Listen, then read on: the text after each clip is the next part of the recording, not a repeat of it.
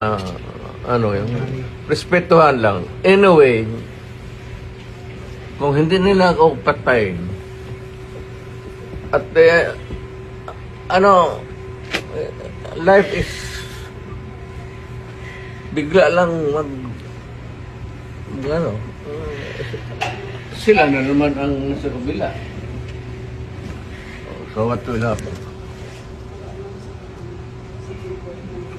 Alam naman nila ang possibility niya na it's just a matter of months actually. Kung manalo si Inday pagka-presidente, saan ito pulutin itong mga to? May. Ambil akong bag. Ubos ito. Kaya kailangan si Tore, trabaho mo nila yan. Kailangan Makinig ka lang. pinigilan na yun. Hindi lang pigilan si Inday. Tatakbo ng presidente yan. Lalo na ngayon, nag-generate tuloy ng simpatiya. Putang inang plus yan.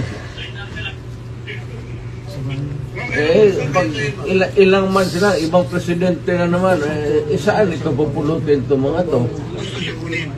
Ang problema, katrabaho lang ito, happen to be, ako, naiintindihan ko.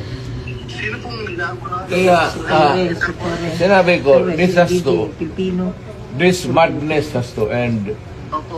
Sino kasama niyo dyan, ma'am? Hindi pa sila Ano lang kasi is,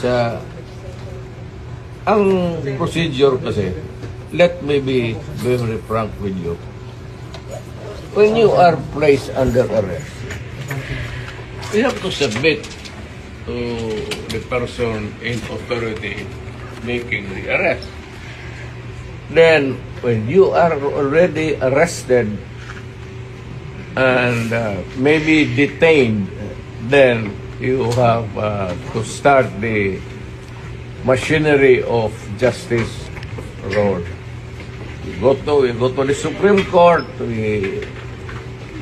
Pag hindi,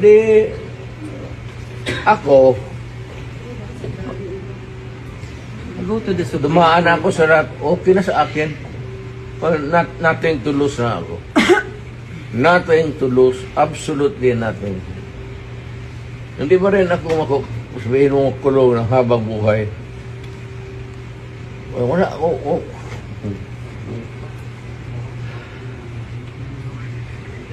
Inciting to sedition.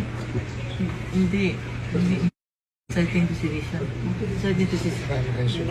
Crime against humanity. ICC. Kalimutan.